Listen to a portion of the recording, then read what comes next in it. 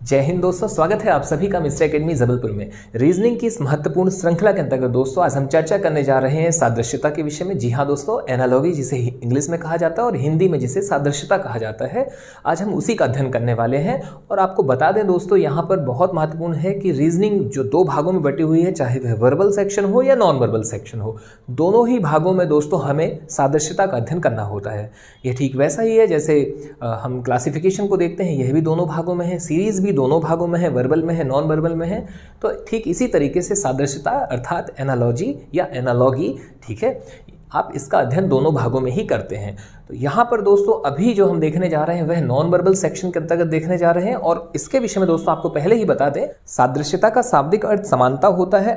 अन्य शब्दों में यदि हम कहें दोस्तों तो हम कह सकते हैं कि कोई भी दो आकृतियां जो देखने में किसी न किसी प्रकार समान हो अथवा एक जैसी दिखती हो या एक जैसी प्रतीत होती हो या एक जैसा गुण रखती हो, सादृश्यता कहलाती हैं तथा उनका यह गुण ही सादृश्यता है। यहाँ दोस्तों बहुत महत्वपूर्ण यह है कि हम इस बात को समझें कि आखिर यह सादृश्यता है क्या। तो इसे दोस्तों हम समझते हैं एक एग्जाम्पल के माध्यम से। आपके सामने एक प्रश्न है, चूंकि यह जो अभी हमने आपसे साझा किया यह तो इसकी डेफिनेशन है। और बात की जाए दोस्तों परिभाषाओं की, तो हम प्रतियोगी परीक्षाओं की तैयारी कर रहे हैं और यहाँ पर दोस्तों परिभाषाएं तो पूछी नहीं जाती है ना।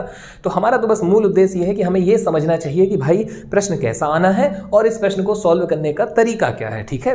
तो प्रश्न तो दोस्तों आपके सामने है और इस प्रश्न की यदि हम बात करें दोस्तों, इस क्वेश्चन की बात करें तो आपको यहाँ स्पष्ट नजर आ रहा है कि भाई यहाँ क्या होने वाला है। यहाँ पर आपका प्रश्न आकृतियां हैं, ठीक है। और प्रश्न आकृति कितनी है दोस्तों, ठीक वैसे जैसे अभी हम इसके पहले पढ़ रहे थे सीरीज में। तो सीरीज में हमने देखा था दोस्तों प्रश्न आकृति होती है और उस प्रश्न आकृति के अंतर्गत हमने देखा कि चार भागों में बटे हुए थे, ठीक है, चार ब्लॉक होते हैं। और वैसे यहाँ पर भी आपके चार खंड नजर आ रहे हैं, ठीक है। और इन चार में आप देखेंगे दोस्तों तो ये आकृतियां भी अर्थात ये प्रश्न आकृति भी आपकी दो भागों में बटी हुई है, ठीक है। दो खंड अलग है और दो और हैं। अच्छा, इसके बाद क्या है, इसके बाद दोस्तों आपकी उत्तर आकृतियां हैं, विकल्प हैं और इनमें से आपको चयनित करना है कि आपका कौन सा विकल्प यहाँ पर करेक्ट है। अब यहाँ यदि हम बात करें दोस्तों तो यहाँ महत्वपूर्ण ये है कि भाई इसे सॉल्व करने का तरीका कुछ इस हिसाब से है कि इसमें होते हैं दोस्तों रिलेशन, इसमें संबंध आपको देखने मिलता है। कैसा, तो दोस्तों यह संबंध आपको कुछ इस हिसाब से देखने मिलता है। इसे भी आप एक परिभाषा के माध्यम से देख सकते हैं दोस्तों। इसके अंतर्गत पूछे जाने वाले प्रश्नों में प्रश्न आकृति के दो जोड़े दिए होते हैं। इसके दाएं या नीचे या अगल बगल दोस्तों कहीं पर भी उत्तर आकृतियों का समूह होता है और इन प्रश्न आकृतियों के प्रथम जोड़ों के दोनों आकृतियों के बीच एक निश्चित संबंध होता है, एक रिलेशन होता है। वही संबंध दूसरे जोड़ों की दोनों आकृतियों के बीच भी होना चाहिए और इस प्रकार से हम इन्हें सॉल्व करते हैं। तो कुल मिलाकर के बात वही है दोस्तों, निष्कर्ष वही निकल करके आ रहा है कि परिभाषाएं उतनी महत्वपूर्ण है, हमें तो बस अपने कॉन्सेप्ट को समझना है। यहाँ पर दोस्तों कोई भी ट्रिक की आवश्यकता नहीं है, कुछ भी नहीं, बस एक छोटा सा कॉन्सेप्ट है कि जो आपका रिलेशन पहले आकृति का दूसरे के साथ में, वही रिलेशन आपका थर्ड का फोर्थ के साथ होने वाला है, ठीक है। तो ये बहुत आसान है, इसे हम देखते हैं। पहले प्रश्न की यदि हम बात करें दोस्तों तो हम देखते हैं कि भाई क्या है यहाँ पर, यहाँ एक वर्ग है और इसके बीचों बीच में आपको एक ऐसा साइन मिल रहा है। जबकि इसके बाद हम देखते हैं दोस्तों जो सेकंड आकृति, जो सेकंड इमेज है हमारी, वहां पर वो क्या है, वो आपकी कुछ इस हिसाब से है। मतलब यहां हमें क्या देखने मिल रहा है कि भाई एक बॉक्स में आपका क्या था, एक वृत्त था और बीचों बीच में एक प्लस का साइन था, ठीक है। आपने मैथ में पढ़ा होगा, ये प्लस का है और ये कैसा है दोस्तों, इनटू, ठीक है, गुणे का एक साइन है, एक चिन्ह है। तो यहाँ आप देखते हैं कि हो क्या रहा है, यहाँ हो ये रहा है कि भाई जो आकृति है एक बाहर की आकृति है, ठीक है, वह विलुप्त हो गई, हटा दी गई है अगली आकृति में, ठीक है। और जो छोटी आकृति दोस्तों जो अंदर की आकृति है दोस्तों, वो क्या हो रही है, वो मूव कर रही है, ठीक है। कैसा, 45 डिग्री के एंगल के साथ उसे घुमा दिया गया है। तो आप कुछ इस हिसाब से अब आगे भी यही रिलेशन आप फॉलो करें। कैसे फॉलो करेंगे भाई, तो आप देखेंगे जो हमारी जो थर्ड इमेज है वो क्या कह रही है, यहाँ पे जो थर्ड बॉक्स है वो कह रहा है कि आपका एक ऐसे आयत है या एक ऐसे चार भुजाओं से मिलकर के एक आकृति है और या फिर एक ऐसा डिब्बा है और इसमें बीचों बीच में एक ऐसे प्लस का साइन है। मतलब अब क्या होने वाला है, अब भाई ये बाहर की आकृति अगले उसमें आप खत्म करेंगे और फिर क्या होगा, आप उसे 45 से मूव करा देंगे अंदर की आकृति को। यानी आपका इसका कौन सा ऑप्शन सही है दोस्तों, ऑप्शन सी। अच्छा, अगर हम ऑप्शन को देखें दोस्तों, ठीक है, हम विकल्पों को देखें तो ना ही डी होगा, डी तो हो ही नहीं सकता है, ठीक है। ए भी नहीं हो सकता है, बी की यदि हम बात करें दोस्तों तो वो प्लस है, वो भी नहीं होगा। क्यों, क्योंकि वैसा रिलेशन हमें देखने मिला नहीं। तो यहाँ पर जो करेक्ट आंसर होने वाला दोस्तों वो कौन सा है, हमारा ऑप्शन सी। तो उम्मीद है आपको ये कुछ चीज़ें समझ में आ रही होंगी, ठीक है।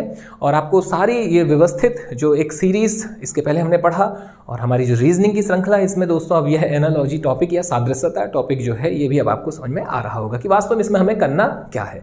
अब बात ये आती है दोस्तों कि इसमें प्रश्न किस हिसाब से आ सकते हैं, ठीक है। तो मैं आपको पहले ही यहाँ पर बता दूं कि आपका प्रश्न दोस्तों बहुत सारे तरीकों से हो सकते हैं और इन्हें सॉल्व करने के जो तरीके हैं इस वीडियो के माध्यम से हम वो देखने वाले हैं। और बहुत जल्द दोस्तों इसका पार्ट 2 भी सामने होगा जिसमें हम कुछ कठिन जो प्रश्न होते हैं वो आपके लिए लेकर के आएंगे, ठीक है। तो अभी फिलहाल हम समझते हैं सारे कॉन्सेप्ट कि उसे करने के क्या क्या तरीके हो सकते हैं। जैसे दोस्तों यदि हम बात करें तो सबसे पहले तो एक तो हमारे ये सामने है कि भाई यहाँ क्या हो रहा है, यहाँ आप देखेंगे एक घूर्णन हो रहा है, ठीक है। आप मूव करा रहे हैं चीज़ों को, ठीक है। आप 45 डिग्री के एंगल के साथ क्या कर रहे हैं, आप यहाँ पे आप घड़ी की सुई की दिशा में अंदर वाली आकृति को लेके जा रहे थे और बाहर वाली आकृति क्या हो रही थी, विलुप्त हो रही थी। और अब दोस्तों हम देखते हैं यहाँ पर एक प्रश्न आपके सामने है दर्पण प्रतिबिंब का, ठीक है। आकृतियों के बीच जो संबंध है उसका जो आधार है वो कैसा हमें देखने मिलेगा, दर्पण प्रतिबिंब। तो आप चाहें तो आप नोट्स भी बना सकते हैं और नोट्स आपके कुछ इस क्रम में होंगे कि भाई अब आप पॉइंट डाल करके नोट्स बना सकते हैं कि एक तो आकृति कैसी होगी कि अंदर की आकृति जो है मूव करेगी और बाहर की आकृति विलुप्त हो जाएगी। और दूसरा आप क्या देखेंगे दोस्तों, एक दर्पण प्रतिबिंब वाला कॉन्सेप्ट। तो दर्पण प्रतिबिंब वाला कॉन्सेप्ट दोस्तों आपके सामने है और अब आप एक प्रश्न के माध्यम से देखेंगे कि यहाँ पर क्या हो रहा है। यहाँ पर दर्पण प्रतिबिंब का मतलब है मिरर इमेज वाले कॉन्सेप्ट फॉलो होने वाले हैं। कैसे, तो हम देखते हैं दोस्तों जब हम इसमें देखेंगे तो पहली जो आकृति है वह दूसरी आकृति, ठीक है। ऐसा लग रहा है दोनों के बीच में दर्पण प्रतिबिंब उपस्थित है, मतलब मिरर इमेज ही अपन को दूसरे में देखने मिल रहा है। कैसे भाई, अगर यह आकृति कुछ ऐसी है दोस्तों, ठीक है, और आकृति को यदि हम गौर से देखें तो ये आपका इस ओर जा रहा है, फिर ऐसा है, ठीक है। फिर उसके बाद हम देखते हैं कि नीचे जाकर के इसमें एक वृत्त है। तो भाई यहाँ पर भी ये कैसा हो रहा है, जस्ट आपका अपोजिट उसमें और बीच में वृत्त, यानी कि ऐसा लग रहा है कि यहाँ पे क्या है, मिरर है। तो अगर पहली आकृति का दूसरी आकृति के साथ संबंध हमें समझ में आ गया है तो अब हमारे जो प्रश्न का उत्तर है दोस्तों वो आने ही वाला है। मतलब अब आपकी जो थर्ड आकृति है अगर आप देखेंगे यहाँ पर गौर से तो ये कुछ ऐसी है और यहाँ पर एक चापाकार आकृति, यहाँ पर भी एक चाप है लेकिन यहाँ बीचों बीच में एक लाइन है और अब इसका आपको बनाना है दर्पण प्रतिबिंब यानी कि मिरर इमेज। और ये बहुत ही आसान है, इसमें अपन प्रश्न के उत्तर तक पहुंच सकते हैं बिल्कुल आसानी से दोस्तों। आप देखेंगे अब क्या करना है भाई, हमें कुछ नहीं करना है, हमें एक बॉक्स ऐसे बनाना है और एक चाप की आकृति यहाँ जाएगी, एक चाप की आकृति यहाँ होगी और चूंकि यहाँ पे लाइन है तो ये भी आपकी लाइन। यहाँ पर दोस्तों कॉन्सेप्ट लग रहे हैं मिरर इमेज के। डिस्क्रिप्शन में दोस्तों आप नीचे जाइए, आपको मिरर इमेज भी मिल जाएगा, वाटर इमेज भी मिल जाएगा और इस सब की चर्चा हमने दोस्तों सेपरेट की हुई है, अलग अलग वीडियोस यहाँ पर अवेलेबल हैं। तो आप जा करके बढ़िया महज 20 से 25 मिनट में आप अपने सारे कॉन्सेप्ट क्लियर कर सकते हैं। और मैं एक बार फिर से बता दूं दोस्तों, हमारा एक फॉर्मेट रहा है कि आपका एक ब्रह्मास्त्र होना चाहिए, ठीक है। आपको करने का एक तरीका पता होना चाहिए, जरूरी नहीं कि आप टाइप बना बना करके करें। मैं क्लियरली आपसे कह रहा हूं कि आपको आवश्यकता ही नहीं है इन टॉपिक्स के नोट्स बनाने की, ठीक है।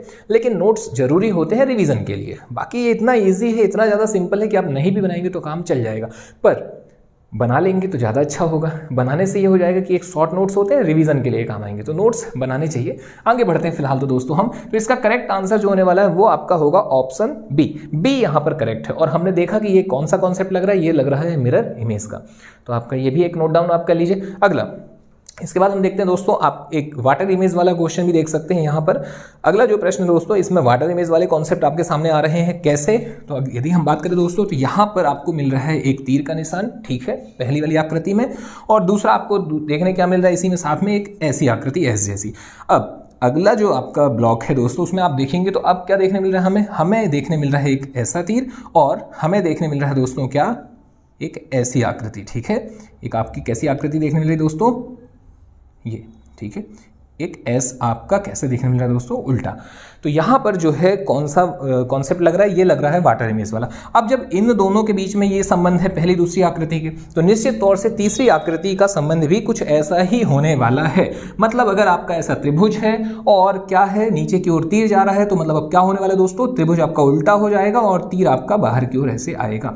ये हो गया आपका फाइनल आंसर। यानी कि ये कहाँ पर है दोस्तों, ये इमेज हमें देखने मिल रही है ऑप्शन बी में। तो इसका करेक्ट आंसर होने वाला है ऑप्शन बी। यहाँ आपका ये भी क्लियर होता है। इसके बाद दोस्तों अगला प्रश्न आपके सामने है और यह जो प्रश्न आकृति है आप देखेंगे यहाँ पर ना ही आपका वाटर लग रहा है, ना ही आपका यहाँ पर मिरर का कॉन्सेप्ट लग रहा है। तो दोस्तों यहाँ पर है क्या, अगर आप इसे गौर से देखेंगे तो आपको देखने मिलेगा कि भाई यहाँ पर साइज वाली बातें हैं, आकार वाली बातें हैं। आपका जो आकार है आकृति का वो परिवर्तित हो रहा है।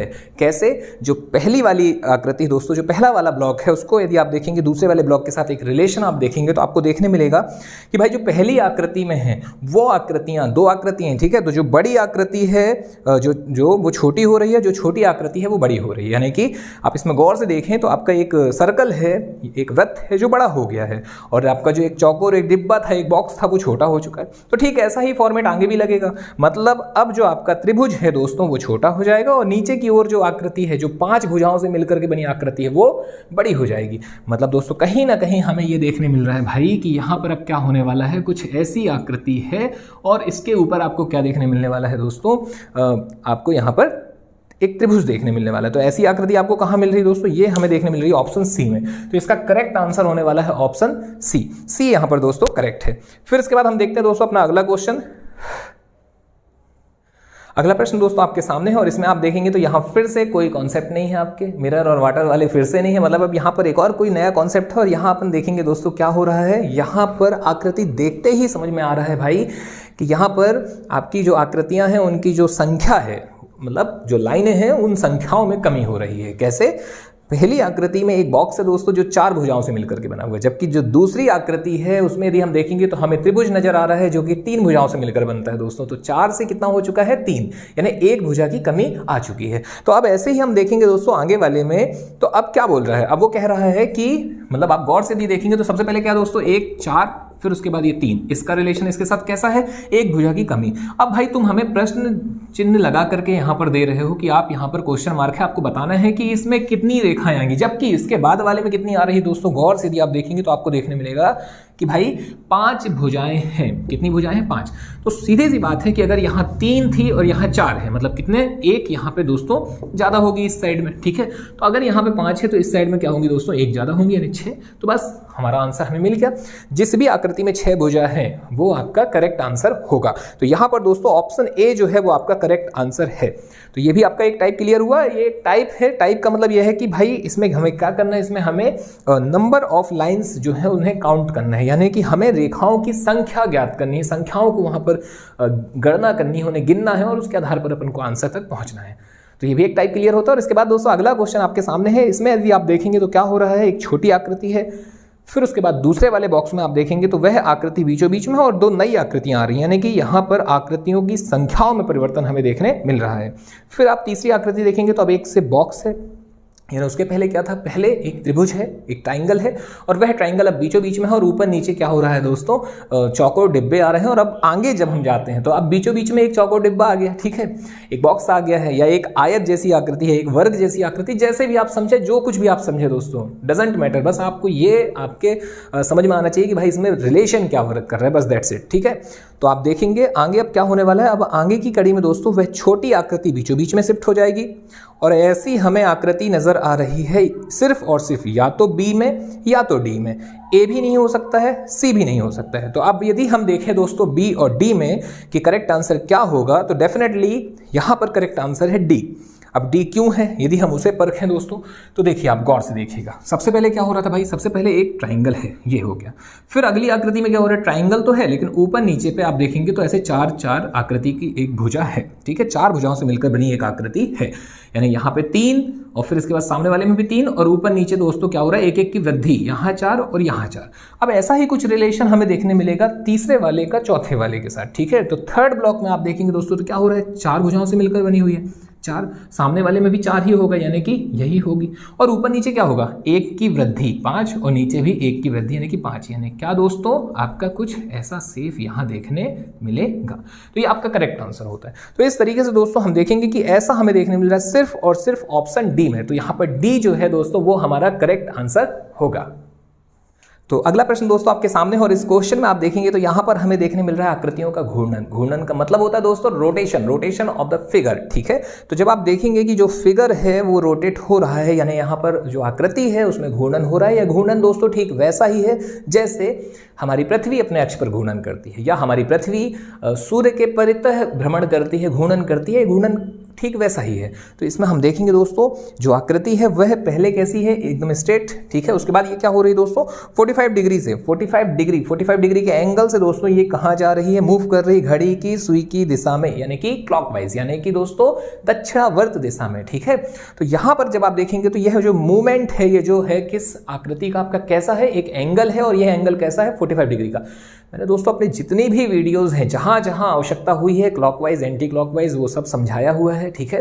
तो आप वीडियो को यदि आपने नहीं देखा है तो पहले तो आप जाकर के देख लीजिए वीडियो, इसके पहले की जो वीडियो है, क्योंकि दोस्तों होता क्या है, एक लिंक बनी हुई होती है, ठीक है। हमें एक सीक्वेंस से ही पढ़ना होता है, और जब हम एक सीक्वेंस से अध्ययन करते हैं तो हमें चीज़ें व्यवस्थित तौर पर समझ में आती हैं, क्योंकि दोस्तों होता क्या है, दरअसल में चीज़ें एक दूसरे से जुड़ी हुई होती हैं, ठीक है। तो आप इसके पहले की वीडियोज़ भी जरूर देखें। और अब यदि हम इसके आंसर को देखें दोस्तों, तो अब क्या होगा, अगला जो रोटेशन है उसमें करेक्ट आंसर निकल करके सामने आएगा ऑप्शन सी। तो यहां पर सही आंसर होने वाला है ऑप्शन सी। तो आकृतियों के इस घूर्णन वाले क्वेश्चन के बाद दोस्तों अगला प्रश्न आपके सामने है, और इस क्वेश्चन को यदि आप देखेंगे दोस्तों तो यहां पर यह भी आकार से संबंधित है। कैसे, पहली आकृति में जब आप देखते हैं दोस्तों तो आपको एक ट्राइंगल नजर आ रहा है, ठीक है। फिर उसके बाद एक छोटी सी आकृति है, फिर उस बॉक्स के बाद जब आप दूसरे वाले बॉक्स में जाते हैं, ठीक है, ये आपका एक बॉक्स है सेपरेट। फिर इसके बाद दोस्तों जब आप सेकंड वाले में जा रहे हो तो सेकंड वाले में क्या हो रहा है, अब आपका ये आकृति बड़ी हो रही है और ट्राइंगल दोस्तों उसके बीचों बीच में आ रहा है, जो कि आपका वाटर इमेज के थ्रू आ रहा है, यानी जस्ट अपोजिट होकर के आ रहा है, ठीक है। और वो डार्क है, ये आपको देखने मिला। जबकि अब हम देखें, अब तीसरी वाली जो आकृति है उसका रिलेशन अब चौथे वाले के साथ ठीक ऐसा ही होगा। मतलब क्या होगा दोस्तों, वहां पर अब जो आपकी छोटी आकृति वो बड़ी हो जाएगी, ठीक है, वो बॉक्स बड़ा हो जाएगा। और अगला इसी कड़ी में, मतलब बॉक्स हमने क्या कर दिया दोस्तों, आप देखेंगे ये आकृति कुछ ऐसी है, ठीक है, ये तीर है और फिर यहाँ पे एक छोटा सा बॉक्स है। अब अगले आकृति में क्या होगा दोस्तों, बॉक्स बड़ा हो जाएगा और ये तीर जस्ट अपोजिट हो जाएगा, जैसे ट्राइंगल अपोजिट हुआ है, ठीक है। वाटर इमेज बन जाएगी उसकी, ठीक है। और जब आप जल प्रतिबिंब बनाएंगे तो आप करेक्ट आंसर तक पहुंच जाएंगे। तो इस तरीके से दोस्तों इसका करेक्ट आंसर है ऑप्शन डी यहाँ पर करेक्ट है। बात की जाए दोस्तों अब अपने अगले क्वेश्चन की, तो यहाँ पर आप देखेंगे कि इसमें क्या हो रहा है, यहाँ पर दोस्तों हो रहा है रूप में परिवर्तन। उसके जो रूप है, उसका जो आकार है, उसमें उससे संबंधित क्वेश्चन है कहीं ना कहीं।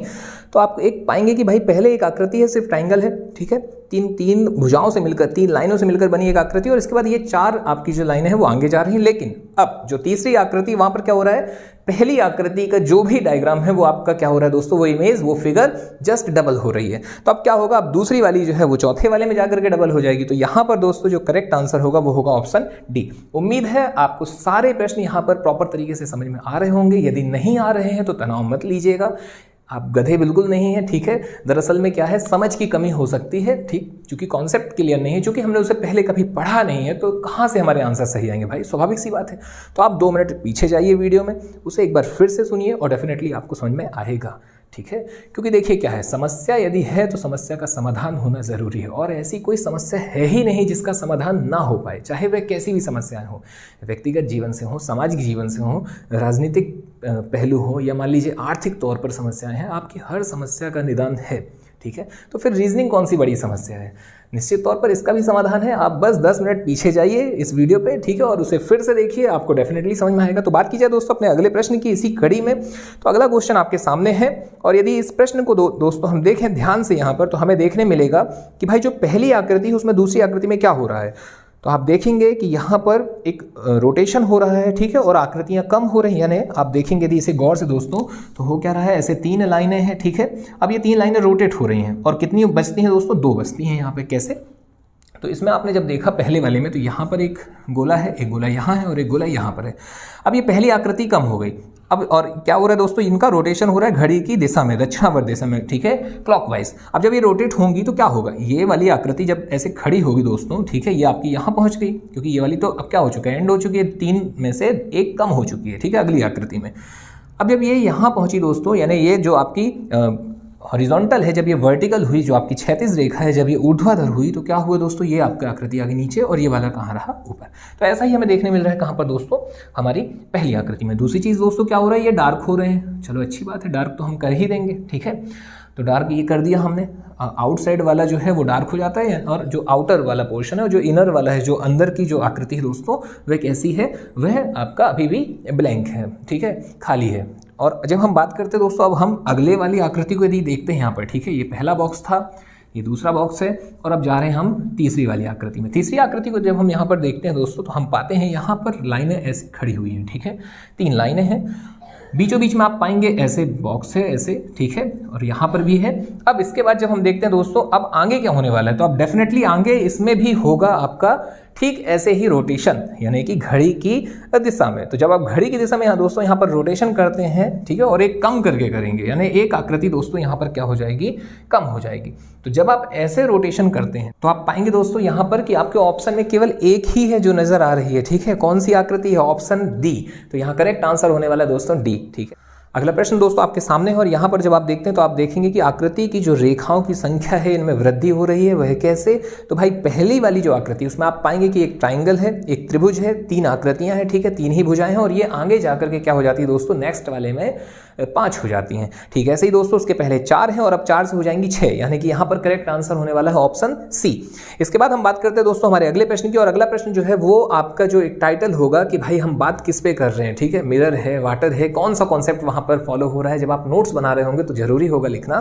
तो दोस्तों अब हम देखने वाले हैं आकृतियों के स्थान में परिवर्तन को। यहां आप देखेंगे तो आकृतियों की जो स्थान है, जो उनके जो एक जगह है वो परिवर्तित होगी, और वो कैसे होगी उसे हम देखते हैं इस प्रश्न के माध्यम से। आप पाएंगे दोस्तों इस प्रश्न में कि यहाँ पर एक बॉक्स है, ठीक है, और इस बॉक्स में दोस्तों आप देखेंगे एक तरफ सी लिखा हुआ है, एक में एस लिखा हुआ है, ठीक है, दोनों साइडों में। और फिर इसके बाद आपको देखने मिल रहा है दोस्तों यहाँ पर कि बीचों बीच में एक आकृति है, ठीक है, और नीचे की ओर जब आप देखेंगे दोस्तों तो यहाँ पर भी आपका ट्राइंगल है और भी चीजें हैं, ठीक है। यदि आप इसे देखें दोस्तों तो नीचे वाली आकृति में क्या हो रहा है, आप देखेंगे जो सेकंड आकृति उसमें ये एस आपका कहाँ आ रहा है, नीचे आ रहा है, यानी कि वो यहाँ आ गया, ठीक है। बीच वाला आपका जो का तो यहाँ है, बस जस्ट अपोजिट हो जाता है, और सी आपका यहाँ पर है। मतलब मैंने ये देखा यहाँ पर निष्कर्ष जो निकल करके आ रहा है वो क्या है, कुछ ऐसा, फिर ये और ये बीच वाला, मतलब यहाँ कुछ ऐसा रिलेशन दोस्तों हमें नजर आ रहा है। उम्मीद है आपको समझ में आ रहा होगा, ठीक है। और जब आप इस रिलेशन को यहाँ पर फॉलो कर रहे हैं दोस्तों, कैसा रिलेशन कि भाई जो आकृति आपकी यहाँ है वो आपकी ये मिल गई, ठीक है, ठीक। सबसे पहले आपको यही देखने मिल गया, आपका एस देखने मिल जाता है दोस्तों, और आपका जो सी है वो आउटसाइड, अब वो नीचे की ओर है, और जो बीचों बीच की आकृति दोस्तों वो पलट रही है। तो जब आप ऐसे ही आकृति को फॉलो करेंगे तो आप पाएंगे कि आपका जो अगला है उसमें जब आपका यहाँ पर बीचों बीच में सबसे पहले तीसरे वाली आकृति में एक क्या बना हुआ है दोस्तों, एक जीरो जैसी एक आकृति है, ठीक है। उसके बाद आपकी एक और आकृति है जिसमें एक कट लगा हुआ है बीचों बीच से, एक विकर्ण है, और फिर इसके बाद आप देखेंगे जो थर्ड वाला है दोस्तों, ठीक है, वो कुछ ऐसी आकृति है। अब आप इसे चेंज कीजिए, ये वाली आकृति आपकी यहाँ आ जाएगी दोस्तों, ठीक है, फिर ये वाली आकृति आपकी कहाँ होगी, नीचे होगी, और ये आपका पलट जाएगा, ठीक है, ये कुछ पलट करके कैसा हो जाएगा दोस्तों, ऐसा हो जाएगा। तो ऐसी आकृति आपको जहां पर मिल रही है दोस्तों, ऐसे ऑप्शन है आपके सी और डी, आपका सी डी में ऐसा देखने आपको मिल रहा है। इसके बाद दोस्तों और अन्य चीजों को देखें तो बाकी भी ऐसे ही रिलेशन हो रहे हैं, यानी ये तो हमने एक ऊपर की लाइन को बताया, आप नीचे वाली लाइन को भी जब आप ऊपर की ओर ले जाएंगे तो ठीक ऐसा ही आपको देखने मिल रहा है ऑप्शन डी में। तो यहाँ पर दोस्तों जो करेक्ट ऑप्शन है वो है ऑप्शन डी। अगला क्वेश्चन दोस्तों आपके सामने, और यहाँ आप देखेंगे कि अब हमें घूर्णन देखने मिल रहा है। कैसा, तो जो आकृति आपकी दी हुई है दोस्तों, अगर आप उसे गौर से देखें तो आपको ऐसा नजर आएगा कि हाँ भाई ये 180 के साथ घूर्णन कर रही है। कितना, कि कैसे रोटेट हो रही है दोस्तों, 180 के एंगल के साथ, ठीक है।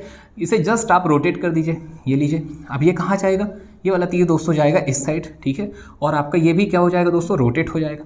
तो इस तरीके से आप देख रहे हैं कि भाई अभी जो सेकंड वाली आकृति उसमें आपको क्या देखने मिल रहा है कि अब आपका कुछ ऐसा, ठीक है, बीच वाली आकृति क्या हो रही है, जस्ट अपोजिट हो रही है, और वो ऊपर से जो है वो 180 के साथ रोटेट हो रहा है। अब ऐसा ही जब आप करेंगे दोस्तों आगे, तो आप पाएंगे कि 180 के साथ रोटेशन के इस क्रम में आपका जो है करेक्ट आंसर वो क्या होने वाला है, ऑप्शन बी। बी यहाँ पर रोटेट होकर के करेक्ट हो जाएगा, ठीक। इसके बाद अगला प्रश्न आपके सामने दोस्तों, इसमें आप देखेंगे तो यहाँ फिर से आपके दर्पण वाले कॉन्सेप्ट हैं। डेफिनेटली हमने इसे पहले ही देखा हुआ है, और जब आप इसे देखेंगे दोस्तों तो इसका करेक्ट आंसर है ऑप्शन डी। डी यहाँ पर करेक्ट है, क्यों, क्योंकि यहाँ पर मिरर वाले कॉन्सेप्ट हमें देखने मिल रहे हैं। अगला प्रश्न दोस्तों यदि हम देखते हैं तो अब आकृतियों के कटने और जुड़ने से लेकर के है, ठीक है। हम देखेंगे यहाँ पर कि कुछ आकृतियां हैं जो अलग अलग गोले हैं, और जब आप उसे एक साथ कर रहे हैं, ठीक है, वो अलग अलग डायरेक्शन में है। कैसे हैं दोस्तों, एक आकृति कुछ ऐसी है, एक ऐसी, और जब आप इसे एक करते हैं दोस्तों तो ये ऐसी हो जाती है, ठीक है। ठीक ऐसे ही अगले वाले को यदि हम देखें दोस्तों तो आपके अलग अलग डायरेक्शन में, और इनको जब आप एक दिशा में लाएंगे तो एक बॉक्स बन जाएगा। तो यहाँ पर करेक्ट आंसर होने वाला है जो आपका ऑप्शन बी है। तो इस तरीके से दोस्तों आपके यहाँ पर महत्वपूर्ण जो प्रश्न है जिनसे आपने कुछ कॉन्सेप्ट को सीखा वो यहाँ कंप्लीट होते हैं। और अब इसके बाद दोस्तों बात की जाए कि क्या इस टॉपिक में कुछ और बाकी रह गया है, तो बिल्कुल भी नहीं दोस्तों, आपके कॉन्सेप्ट यहाँ क्लियर हो चुके हैं। जितना भी जो कुछ है ठीक है, जिससे हमें समझना है और जो हमारे आगे आने वाले प्रश्नों के लिए महत्वपूर्ण होने वाले हैं वो सारे प्रश्न यहाँ आपने देख लिए। हालांकि दोस्तों इन प्रश्नों का स्तर थोड़ा सा निम्न है, उतने कठिन नहीं है। कुछ और प्रश्न हैं दोस्तों जो कुछ हद तक थोड़े से कठिन होते हैं, ठीक है। हालांकि प्रश्न कठिन नहीं है दोस्तों, सारे के सारे ही सिंपल हैं, ठीक है। आप तनाव मत लीजिएगा बिल्कुल भी। और जो अन्य क्वेश्चंस हैं दोस्तों उनको लेकर के, उन प्रश्नों को लेकर के बहुत जल्द हम पार्ट 2 के साथ आपके साथ में होंगे। और फिलहाल तो दोस्तों आपसे विदा लेते हैं और इन प्रश्नों के माध्यम से आप कोशिश कीजिए, आप चाहे जो भी पुस्तक उठा लें, ठीक है, और उस पुस्तक के माध्यम से आप सादृश्यता नॉन वर्बल वाले जो क्वेश्चंस हैं उनको आप क्लियर करने की कोशिश कीजिए। बहुत जल्द इसका पार्ट 2 होगा जिसमें कुछ अन्य महत्वपूर्ण क्वेश्चंस जो थोड़े से ठीक दर्जे के हैं, कठिन हैं, और साथ ही साथ में दोस्तों वह ऐसे प्रश्न हैं जो निरंतर प्रतियोगी परीक्षाओं में पूछे गए हैं, तो उनको लेकर के हम आपके साथ में होंगे। उम्मीद है दोस्तों वीडियो आपको ठीक लग रही होगी। वीडियो ठीक लगे दोस्तों, सब कुछ ठीक ठाक तरीके से समझ में आ रहा हो, ठीक है, तो आप वीडियो को शेयर जरूर किया कीजिए, वीडियो को लाइक किया कीजिए, वीडियो को शेयर किया कीजिए। शेयर करने का दोस्तों कारण ये है ताकि यह वीडियो उस जरूरतमंद बच्चे तक पहुंचे जिसे एक्चुअल में इसकी आवश्यकता है, ठीक है। क्योंकि दोस्तों होता क्या है कि सभी बच्चे सक्षम नहीं हैं कि वह फीस पे करके और सारी चीज़ें फिर उसके बाद चीज़ों को सीख पाएँ। तो चूंकि अब मोबाइल लगभग सभी हाथों में है, सभी बच्चों के पास इंटरनेट की सुविधा है, ठीक है, तो उम्मीद है कि यह वीडियो आप शेयर करेंगे और आप उन जरूरतमंद बच्चों तक इसे पहुंचाने का प्रयास करेंगे। तो चलिए ठीक है दोस्तों, मुलाकात बहुत जल्द। धन्यवाद। जय हिंद, जय भारत।